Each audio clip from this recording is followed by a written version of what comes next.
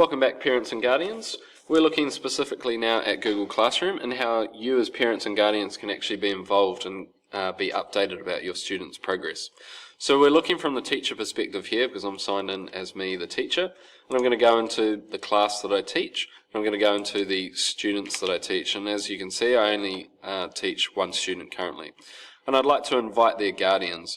So what happens here is the teacher or the school, depending on how they choose to manage it next year, or how we choose to manage it next year, will invite guardians to receive email summaries on a daily or a weekly basis about their students' progress in classroom. You'll receive updates about work that they've missed, work that they have upcoming, and any other activity going on in the classroom.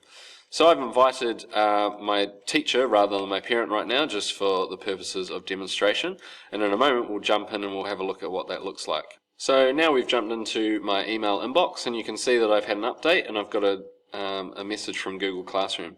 It's invited me as a guardian to view a weekly summary of my child's progress or my student's progress with missing, upcoming work and new teacher posts. So I'm going to jump in and accept that. And once I hit the accept button, it's going to open a new tab and it's going to take me to a Google Classroom email summaries tab, where it knows exactly the email address that's been invited, and then it's going to ask me how often I'd like to see a summary of my student's activity, whether that be weekly, daily, or not at all. So a weekly summary was probably sufficient for parents or guardians, because what you're going to see is you're going to see a summary of all of the classes that your student is attending or enrolled in. So that would be their English, their maths, their science, etc. It's not just one class. If you chose the daily, I'm all for it, but just be aware that perhaps depending on how much is being posted in the classroom, you might get more than you expected. So I'm going to choose weekly, and yes, I'm in the Auckland time zone. And that's all sorted from the teacher, from the student and the guardian perspective. Now I just need to wait and receive those emails coming through.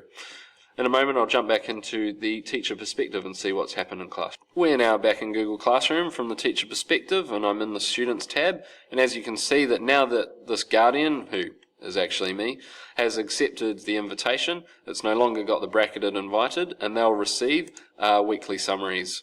I can also email the guardian directly from Google Classroom itself, or remove them at any time.